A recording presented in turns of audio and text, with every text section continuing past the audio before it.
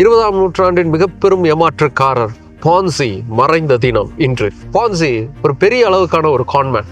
அமெரிக்காவிலையும் கனடாவிலையும் ஏகப்பட்ட வித்தைகளை பயன்படுத்தி ஏகப்பட்ட பேரை ஏமாத்தினவர். 1920களிலேயே கிட்டத்தட்ட 15 மில்லியன் அமெரிக்கன் டாலர் அளவுக்கான பணத்தை சுருட்டினவர். நீங்க போடக்கூடிய இன்வெஸ்ட்மெண்ட்டுங்கிறது 45 நாள்ல 50% ஆகும், 100%ங்கிறது 90 நாள்லேயே உங்களுக்கு கிடைச்சிரும் அப்படின்னு சொல்லி ஒரு ஸ்கீமை உருவாக்கி ஸ்கேம் பண்ணவர் தான் இந்த பான்சி.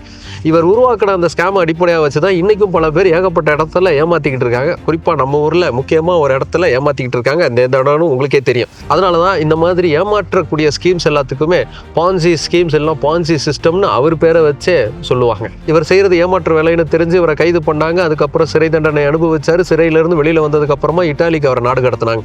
அங்கிருந்து பிரேசிலுக்கு போய் தன்னுடைய கடைசி காலத்தை கழிச்சாரு பான்சி. அவருடைய இறுதி காலத்துல அவர் வறுமையின் பிடியில் இருந்தார்.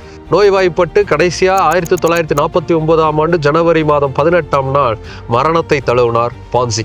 தான் வாழ்ந்த காலத்துல ஏமாற்றுனதோட மட்டும் இல்லாம தனக்கு பின்னாடியும் பலர் ஏமாற்றுவதற்கு காரணமாய் அமைந்த பான்சி மறைந்த தினம் இன்று.